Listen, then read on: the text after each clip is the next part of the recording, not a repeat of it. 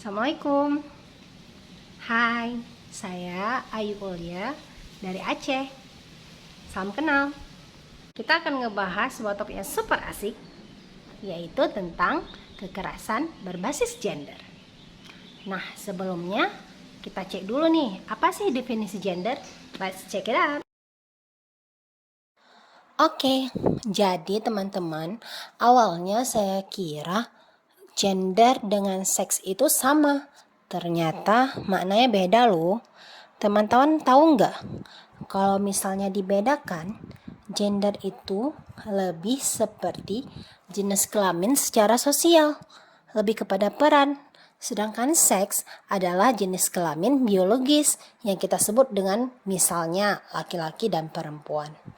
Nah, gender itu adalah sifat yang melekat pada lelaki atau perempuan yang merupakan konstruksi sosial ataupun budaya, dan hal ini bisa dipertukarkan. Dengan kata lain, gender adalah perbedaan peran, fungsi, dan tanggung jawab antara laki-laki dan perempuan sebagai hasil konstruksi sosial. Misalnya nih, perempuan cenderung diidentikan dengan dapur, dan laki-laki cenderung diidentikan dengan kantor.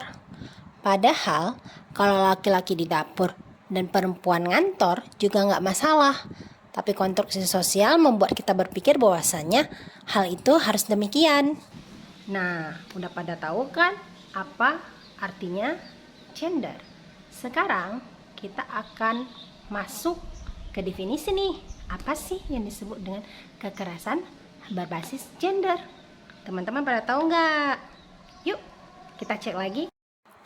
Nah, makna kekerasan berbasis gender itu adalah kekerasan yang terjadi hanya karena seseorang menyandang jenis kelamin tertentu. Misalnya nih, kekerasan yang terjadi pada perempuan hanya karena jenis kelaminnya itu perempuan.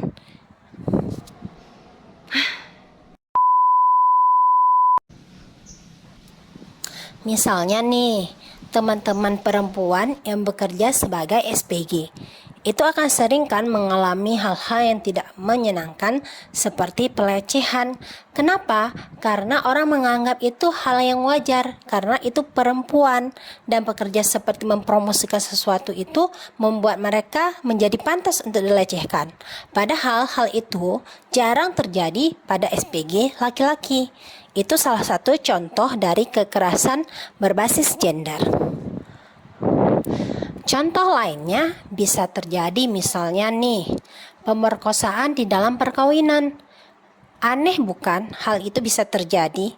Karena kenapa? Karena dianggap ketika sudah halal, perempuan bisa diperlakukan bagaimanapun oleh sang suami. Padahal itu salah.